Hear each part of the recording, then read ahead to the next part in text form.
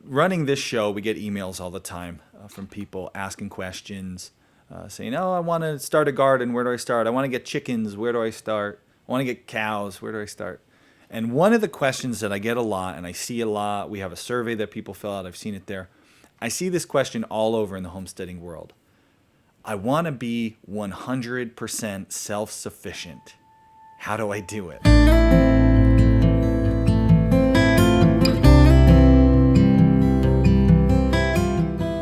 And I always kind of laugh a little bit because I don't know why they're asking me that. I'm definitely not 100% self-sufficient, nowhere near that.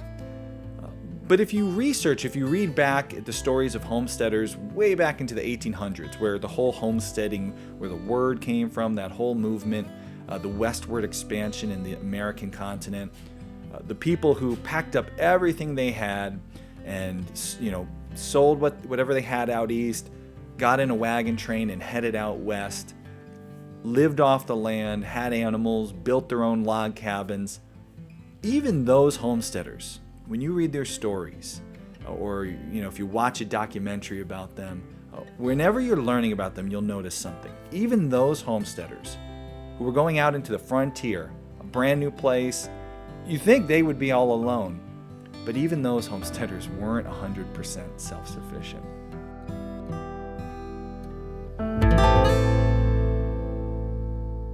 They were not doing this life that we're all trying to live, even a little bit. They were not doing it alone. The idea of 100% self-sufficiency, I like to call it a myth. Because even someone who's growing all of their food, you probably can find somewhere on their homestead some sort of outside help coming in, whether that's in the form of shared labor, if that's in the form of building materials, fuel. Think about the fuel that people are using. Even if they're burning wood for heat, what are they using for their cooking oil? Well, maybe they're using lard. Are they using solar power to run something in the house? They probably didn't make their own solar-powered cells. The idea that we could do this 100% on our own, it's very, very unrealistic, especially for most of us. And like I said, here at our homestead, we are nowhere near 100% self-sufficient. So how did the homesteaders back in the 1800s do it? Well, they had a community. They had a group of people who, like them, decided to pack everything up and head out west. I talk all the time about the Little House on the Prairie series. All the time when you're reading through the Little House on the Prairie series, we read it with our kids, you'll find Pa and Ma going into town to pick up supplies. It's not often. They didn't go to town frequently. A lot of times they were living far away from town. But it was a special trip because they had to get things that they just couldn't grow themselves, like sugar. They'd go into town, they'd pick up supplies.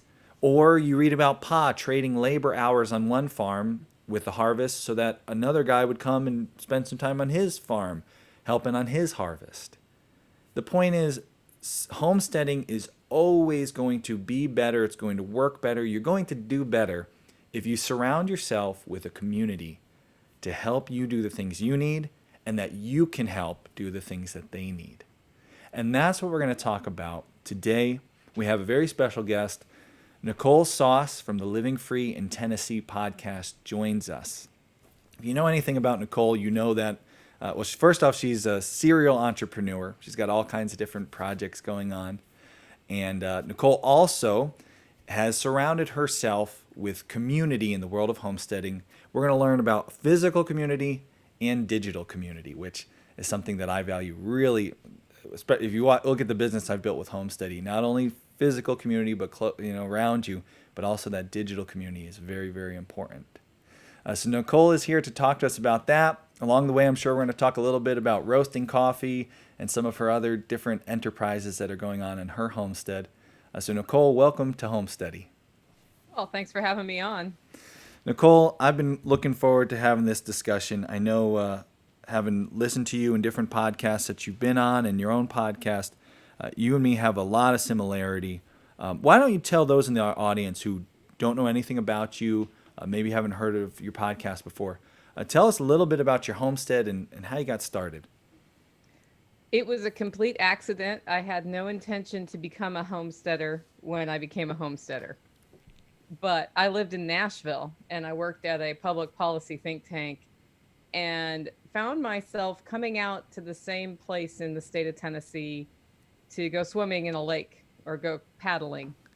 And I decided, it'd be nice to have a little piece of ground where I can put my tent up and spend the weekend at the lake and not have to rent anything. So we looked at a whole bunch of different places, and I found this place. It's a little over 3 acres. It was listed as land for sale because it looked like a cruise missile had hit the side of a cinder block building. And there were like ruins of walls sticking out, broken glass everywhere, garbage all over the land. And I was like, I kind of like it here.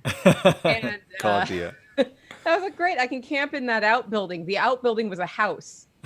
When we went inside, it had everything. And we spent the first year just trying to figure out, it had pipes, like how to get the water through the pipes from the pump house. And what started as just a weekend getaway, within 6 months, we moved here. And then, of course, the next thing that happens when you're on the land is you're like, hey, maybe I should raise some chickens.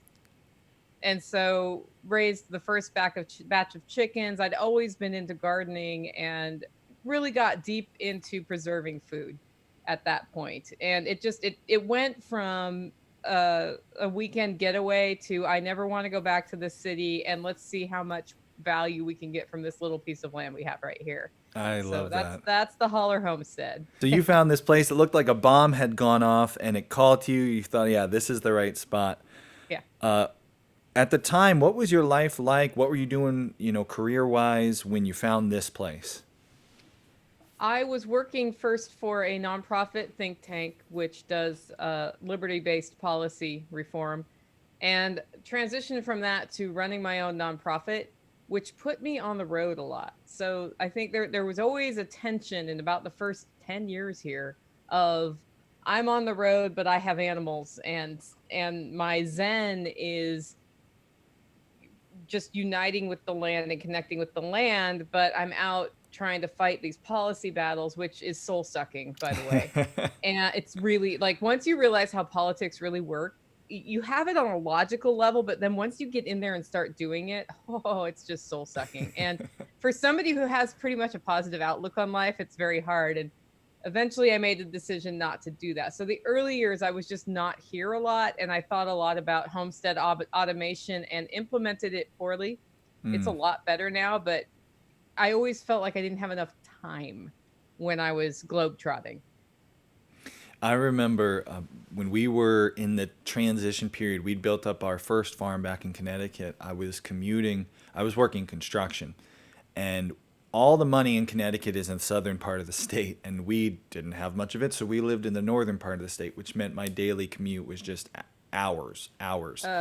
And that time just driving from the homestead, where I'd wake up at 5 a.m. to do the chores and enjoy it. That was the thing I liked doing, being outside with my animals. I remember thinking about all that time spent away in the car and just wishing like, oh man, I wish I could get back there. And I know so many people in our audience and watching this video later probably feel that same way. What's happening now is I run a coffee roasting business that's been growing. My podcast has gotten a lot larger as well. Both of those things are bringing enough finances in to cover us here. And then I'm able to take that extra time and grow and preserve food. I have neighbors who are really good friends, and we all work as a community together. We all live near each other doing that. Yeah, that's one of the things that I found so interesting about your story. Because I think one of the big things that makes homesteading more and more difficult for people in our time period is that isolation from other people who are like you. And I think it's a reason why homesteading is so much more popular on the internet. Because I remember when we got started in Connecticut is not exactly known for its, homesteading lifestyle. We stood out like a sore thumb. It was a very strange thing to be doing in Connecticut. Now, we moved to a town where farming was more friendly. The taxes were less on farmers. The local, the zoning regulations were much easier. And that's why we moved to that town in Connecticut. I still, at the time, had to work in Connecticut. I was still a construction worker who had to work, locally. But we moved out of one town where it was just impossible. You could own 2 acres and you couldn't have a chicken with 2 acres. So we moved out of that town to this other town, and there on that street, we did have our neighbor across the street who was a farmer. Now, Nichole, here at our homestead, we are big meat producers. Good. We produce, we do our own chicken, we do our own pigs, we do our own cows, we do our own pretty much everything. We eat everything but the camels. There in Connecticut, across the street, was a vegan farm. So they were not exactly our equals, but we were able to help each other out a lot. And that was like a little micro community there, me and that one neighbor across the street. You have done something that I think is just really, really smart. You've built a homesteading life kind of surrounded by other like-minded people. Tell us a little bit about, your Holler homestead and who's around it. So when I first started homesteading here, I was certain I was on this new concept that nobody had even thought of, like modern homesteading. And I was starting this whole project and I never finished it. And I was pretty isolated. I'd been here maybe 2 or 3 years before I found other people who liked to grow food like I did, who weren't just conventional farmers, right? And so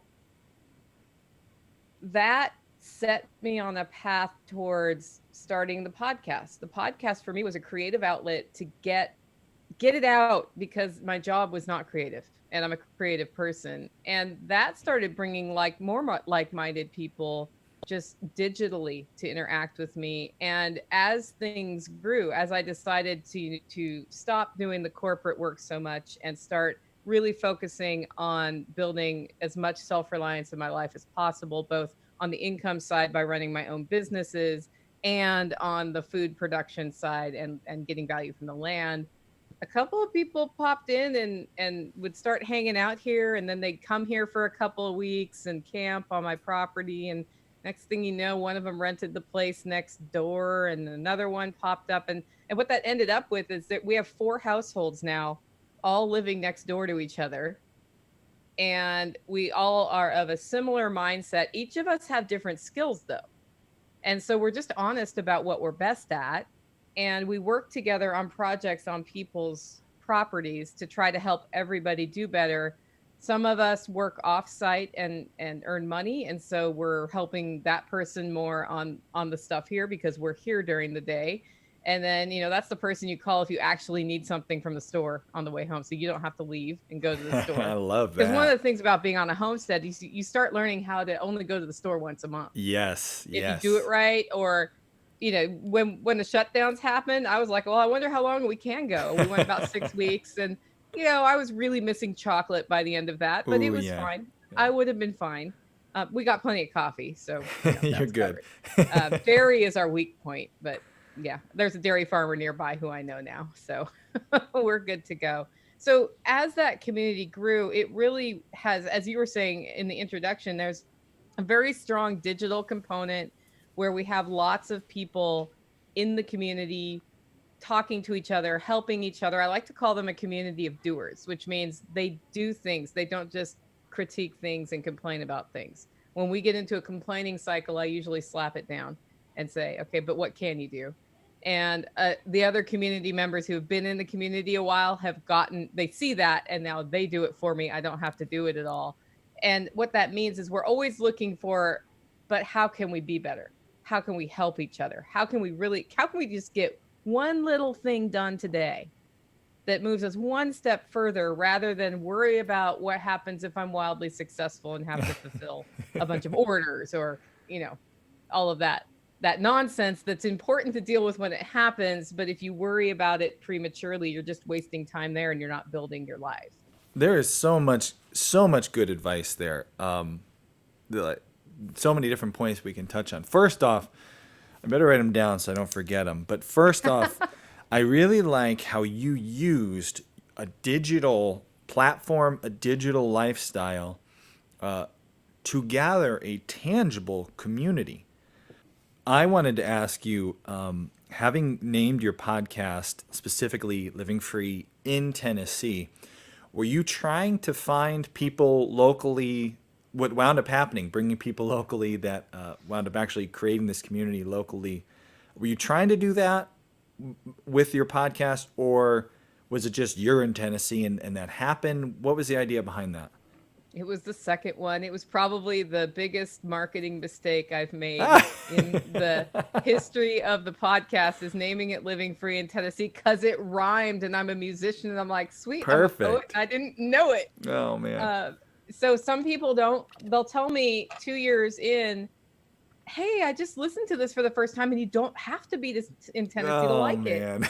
And I'm like, oh, I need to rename the podcast. So then I tried to get Living Free podcast, but somebody else has it.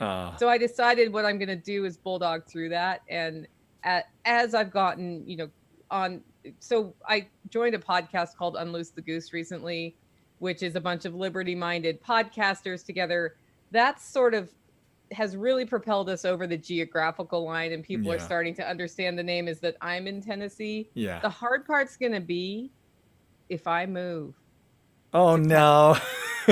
Which is not in the offing, but like, I'm going to build the life I want to live on my terms. And if Tennessee is not the place, then I'm going to be living free in Tennessee and Arizona. Oh, right? Man. Yep. Okay. I think we have some people watching from Arizona this morning, so maybe you get some connections there. Yeah. Well, when you started forming, so you made this digital community first, right? You started the podcast, it attracted people, and you started a podcast, but as you mentioned, you talked about with a podcast comes a website. Others who are watching, if you don't like the idea of podcasting, or if it sounds too complicated, it's not the only way to form a digital community. But you started this digital community, and then you brought it into this local lifestyle. And you talked about how everybody that's now part of this local community, they all have different skills. I've heard you talk about before, Nichole, just one of the barter systems you do with a hunter, right? You have somebody in the community who likes to hunt. How does that work?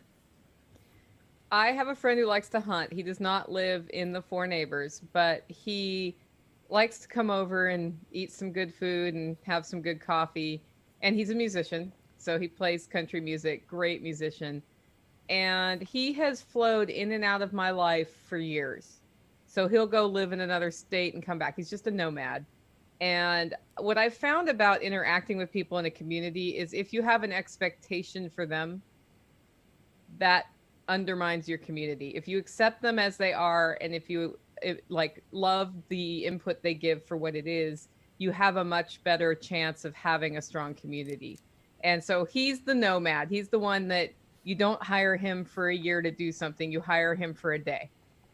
And he has just finished a goat fence for me that might actually keep my goats in for the first time in I'll believe it when years. I see that.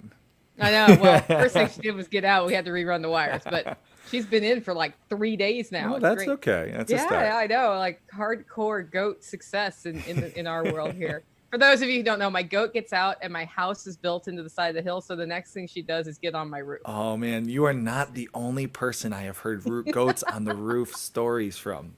Honest, I've heard many of those.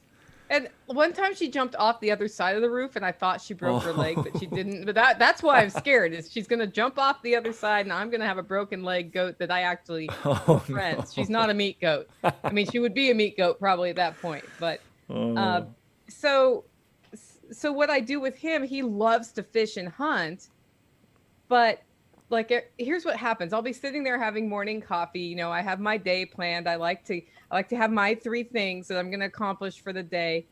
And he walks in and he's kind of dripping hay because he was just at another farm. And he's like, I'm sorry, I'm bringing hay in your house. I'm like, that's okay. What's up? He said, do you have a meat grinder? And at the time, what I had was the attachment for the KitchenAid, which if you've ever ground meat with that, takes forever and is infinitely frustrating, but you use what you have, right, to get what you can. And I said, yeah, what's up? He said, well, I just shot a deer and I've got it all pieced out and I need to grind the meat because I don't really want to deal with cutting it up and packaging. And I said, how about this? You'll have to take my KitchenAid and the grinder to your house. Why don't you bring the deer here? I'll take some of the meat and I'll get you steaks and we'll do ground and I can cure some of it and we'll just do this trade. And he was like, he was like, great, because I want to go hunting some more and I don't really want to process this thing. And so we worked out a deal. I have an outdoor refrigerator for events. He quarters the deer and skins it, puts it in there, Oh, man. tells me it's there, and then I get some of the meat, and then he comes back and gets his butchered meat. And that's how we had venison all winter. I love that. That idea of finding things, and I think you've mentioned it before, you're not really a hunter yourself. No. So if I have to try to hunt, I will try to hunt. Sure. But I find no desire to go sit at a tree freezing my butt off at 4 a.m. with a gun waiting for a deer. That just means you don't have enough 4-year-olds running around your house. But anyway. Yeah, it's true. I do not have any 4-year-olds running around my house. I have so many 4-year-olds, so I love sitting in a tree at 4 a.m. And fishing's the same way. I get bored. Like, I want to go swimming. I want to go kayaking. I want to play in the water. I don't want to nope. If I don't catch, it's not fun. You just want to go catching. Yeah, I do like catching. Catching is fun. I like what you said about not having expectations, and I want you to elaborate on this a little bit, because I think as we're talking about forming this community, we're not talking about starting some cult off in the woods where you all believe the same things and you all do the same things. What do you, as far as the differences and the similarities, when you're putting together a actual local kind of homestead community, and again, some people might actually form this like you did where they happen to be your neighbors. Others might just be forming groups that, help out on Chicken Butcher Day. Does everyone have to believe the same politics? Like, one of the biggest problems that we're having as a nation from a communication standpoint is if you don't believe the way I do, you're a piece of crap. You're not only that, you're evil and you have evil intentions. Yeah. The majority of people around us do not have evil intentions with their political opinions. We have been so manipulated to fight with each other that we don't actually see where the pressure is coming from now. And so in the group, we're learning to agree to disagree. Sometimes things flare up, of course. And the expectation is we can talk about anything, or we can agree that that's something we shouldn't talk about, but I'm still going to love you for your contribution. Yeah. And the key there is everybody has a contribution to give. If you come to the community and take, people are just going to stop talking to you. There won't be a big dramatic "you're kicked out." They'll just stop talking to you. But if you come with a pure heart, basically, of I want to see what I can learn from this. I want to contribute what I can contribute to this. People will embrace you with open arms. And I think having that standard and sticking to that standard, and then if there's drama, getting the drama out, has been what's made our community a lot stronger. Plus, we like hard work. And so we schedule weekends at each other's houses, some of them not in the state of Tennessee, right? We've been to Missouri to do this. We will leave the state to do what we call Gsd Weekends, get stuff done. I'll say stuff on your podcast because it's not the word we use, but the whole point is somebody has a water line to put in or a greenhouse to build. If we all show up and do it together, it's done in a day. If they have to do it by themselves, it'll take a month. I feel like that is one of the reasons why, for brand new homesteaders, brand new homestead dreamers, people who have found a YouTube channel or a podcast and are like, this is what I want to do, but they have no family who does anything like this and no friends, that is what limits them in such a huge way. I look at when we started, I grew up in the suburbs. I never shot a gun. I never butchered or killed fish. I always caught fish and butchered fish. So somehow fish never count. I was like, I never killed an animal, but I killed a ton of fish. But other than fishing and eating my own fish, I had never butchered animals. I never had a garden. I was totally green to this lifestyle. My wife grew up on a farm, not a working farm. It was just, they had livestock for fun. They had chickens and eggs. She had a couple goats. So she was more used to it. Her brothers used to shoot guns and go hunting, so she was more used to that lifestyle. But I was very fortunate when we started homesteading. My father was a master carpenter. He can build anything. Give him some wood and a hammer and some, a saw, and he can build anything. So although I didn't have a homesteading background, and neither did my father, and we had to build a chicken coop, he was there to help me out with that. And then in the construction world, I had friends who were masons and plumbers and all the things you need when you wind up buying a piece of property where a bomb went off. Our house was in good shape when we bought the farm, but our outbuildings looked like a bomb went off. It sounded very similar. And having someone who could help, I mean, we rebuilt a barn from scratch from trees that grew on our own property. I could never have done that without my community, without my father, other family members and friends. I had a buddy who was a landscaper who helped us fell the trees, and then we took them to the sawmill, which was on the road. And that community formed. And then we did business with farmers locally, and that brought in more contacts and more knowledge and more things. So if someone is starting green, Nichole, and they just don't even know where to go locally, any advice to someone how to start building this network, maybe on the digital side, maybe on the local side? Where can they find like-minded people? And especially that point you made about not just taking, how can they form a true community where they're a part of it? I think the first step is start learning plumbing and electrical. You're going to need it. So if you have nothing better to do at night and you're bored, start watching YouTube videos about plumbing and start fixing your own plumbing where you live now when it breaks. Because when you get to the homestead, it's very hard to get somebody out there to do those things. And if you are tapping into your own water source, for example, that is plumbing and electrical. And electrical scares people, but it's not that scary if you learn about it. And then, of course, if you have contacts like you do, that's great. Secondly, to find the community, go to your farmers markets and start talking to those people and just get to know them. Don't ask anything, just get to know them. If there are classes offered by homesteaders in the area, take a class.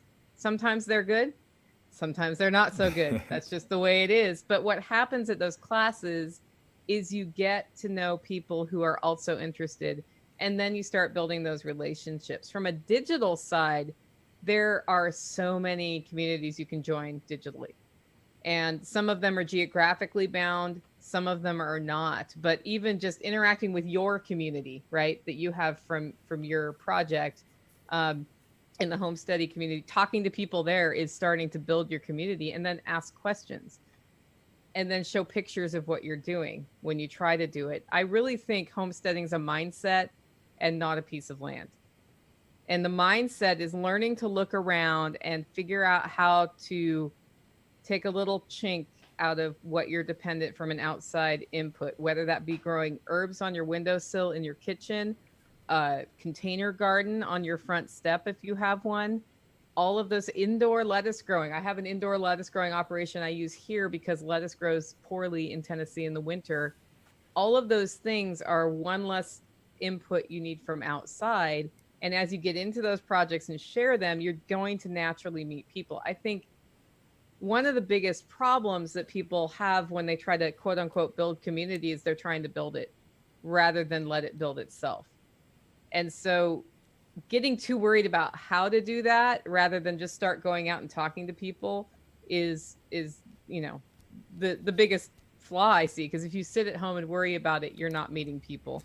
And the challenge with community, especially for those of us who are more introverted, and you may not know it, but I'm a huge introvert. I have these events here and I love it. And then I like close my door for a day and say, nobody talk to me for a day. Well, I'm going to read a book. You know, when you're introverted, it's easy to stay home, but you need to get out and talk to people, whether that be online or not online. Nichole, when someone's going to the farmer's market and they're looking specifically with the idea of you know, finding more like-minded people, any advice for them on how to interact with the people at the booths, how to you know, wind up making contacts with farmers that actually are a give and take and a valuable connection there? Don't move too fast. So a lot of people are really super enthusiastic to say, hey, I'll come out to your farm and help you with harvest. Every farmer who hears you say that has had somebody come out and help with harvest that was a nightmare, right? So when you're harvesting, you also don't want to kill the plants that you're harvesting from. And people who haven't harvested before sometimes do. And it can be a lot more work to have somebody help you harvest than to just harvest. So I see a lot of people enthusiastically offering help. I think a better approach is just talk to them and ask questions. buy some stuff from their booth, come back the next week, tell them what you thought of it. If what you thought of it was poopy flavored cucumbers, though, don't tell them that. If what you think is their stuff's too expensive, don't tell them that. That's not building a relationship. You give it an honest chance. And I think over time, what happens is, like any friendship, you'll start talking back and forth. Something farmers do love is, I bought these blueberries and here's some jam. So the other thing is, you can say, this is something I made, tell me what you think of it, or that sort of thing. And that sort of starts an exchange over time. From there, what happens, and this is what I do with my contacts at the farmers market. I used to sell coffee there. That's the first way Holler Roast Coffee got started, was at the farmers market. I made hardly any money doing it because it's a terrible place. My market is a terrible place to sell coffee that, to a community of people who pay for Folgers, because it's a premium product and it's a premium price. So I had some customers that would come every year, but what I got there was relationships with the other vendors. So then if they had a surplus of tomatoes they couldn't get rid of, I said, hey, I'm willing to take that and can that. And then I would either get a really good deal, or they would trade me, half the product canned for what I'm doing. So I think it's just a matter of, don't push too hard on those relationships, because what you're going to find, and I think this is true among homesteaders and farmers, we tend to be a little more reserved about relationships because relationships are time, and our time is limited like everybody else's. But I think you feel it a lot more strongly when if I spend 3 hours talking to this person, that's 3 hours I didn't spend weeding that hill right outside my window, which needs weeding, or building something else at home. And so when we give that time, it takes us a little while to go beyond surface conversation. Nichole, you mentioned your coffee, and you said way back at the beginning, part of how you've built this life was by finding ways to have value on your homestead. Tell us a bit about the coffee business and what's going on with Holler Roasts. Oh, well, gee, thanks for asking. I love coffee. When I moved to Tennessee, the best options I had were Starbucks and Starbucks. And so I would fly home to Portland, Oregon. And at that point, this was home, but I called that home in my head, to visit family with an empty suitcase. And I would buy a bunch of coffee, and I would check that bag, and I would have coffee. One day I ran out of coffee, and there was no trip scheduled. And I went to the store and I bought Starbucks from Walmart, which is the stalest Starbucks you can basically get, is if you get it at a grocery store. Because by the time it gets there, it's been sitting around a really long time. And I thought to myself, I wonder if one could store green beans longer without them going stale than roasted coffee beans. And I did some research, and they store a year or two, depending on how you treat them. And then I thought, why don't I try roasting it? So I did. And I did it while my partner was asleep. And I made all of the fire alarms go off because it's really smoky. But from there, I went from a cast iron skillet to a popcorn popper, like one of the kettle corn ones, to a rotisserie I put on a grill, to a small home roaster. And then I did some presentations on how to have a great side income from roasting coffee, because people locally were buying my coffee. And the jump from home roaster to commercial roaster is pretty big financially. And I said, I'm never going to do that. I said it in a group of 80 people. And as the words were coming out of my mouth, I realized I am going to do that. So way back when, it was about 2017, I think, that I launched a campaign to crowdfund by pre-selling coffee, my first commercial roaster. I caught my roaster on fire last month because I'm running it from 7 in the morning till about 9 at night. Some days I'm past capacity. And when I got it all fixed from that event, I realized that I'm going into Christmas, and I decided to do another crowdfunding effort to get a bigger roaster. So we have launched a website called kickstarthollerroast.com, where you can pre-buy coffee and other perks to help me be able to get this roaster that's in Kansas. It's actually, we've made our first goal, and we're into stretch goals now, where we help fund a commercial grinder and the venting system I have to put in. Like, once I get to this size roaster, I have to have a whole new electric service put in. And so we got to the first benchmark, which is the roaster, and we're doing stretch ones over at kickstarthollerroast.com. It's been an amazingly fast experience. When I did my goal, I thought maybe I'll make it. We made it in 48 hours before I had officially launched. And that goes back to community. That's the thing. I knew I had a strong community, but when I just told a couple friends, like, hey, I'm doing this on my own website because Kickstarter has declined my project as against their terms. And I can either redo my whole project according to their terms, or I can build my own website, and I prefer to control my marketing and my messaging. And I want to tell the truth about what we're doing. I don't want to lie on Kickstarter, right? And I told a couple of friends, I said, well, I know you're going to give, like, go for it. And that way I know if anything's broken, I'll hear from you. Well, it went from 0 to 10,000 in 48 hours. My goodness. From people. And that, I think for me, it was a really hard lesson, because the way I see community is what can I give to the community? And the community gave back. And I think it's been really exciting, but really hard for me to accept how much they were willing to support me in this project. And I think that's the hard part when you get into a strong community, is learning how to accept that they are going to give back to you no matter what at some point. And that was my lesson there.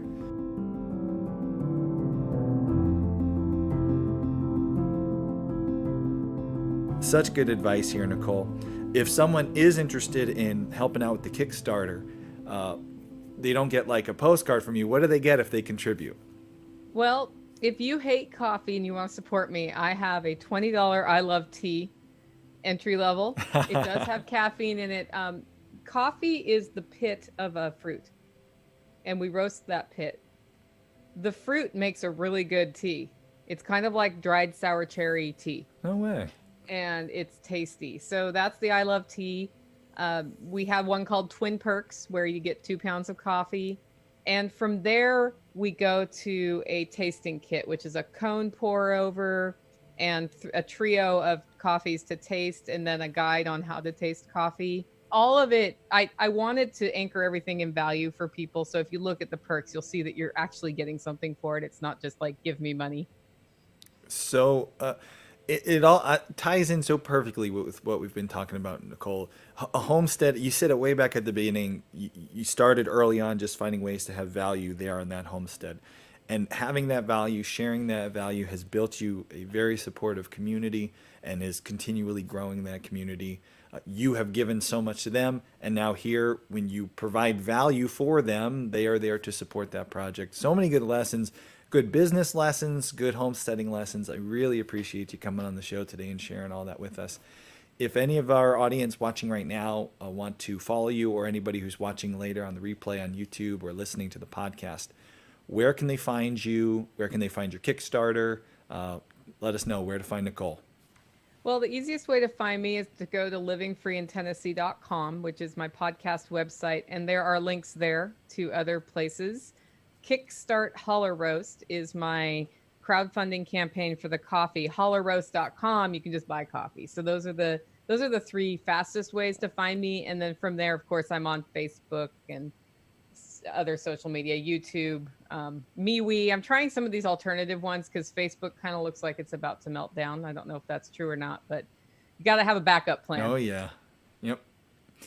Well, we will add all the links to all of those, Nichole. If you enjoyed this episode, there's an extended version of this in the Pioneer Library where Nichole went more in depth about how to actually start a podcast. You put that link in Blueberry and it syndicates it to a bunch of places. And then make sure your podcast is set up on iTunes and Stitcher to start with. We also talked a little bit about Nichole's journey to becoming self-employed from home and how you can get your employer to allow you to work from home more.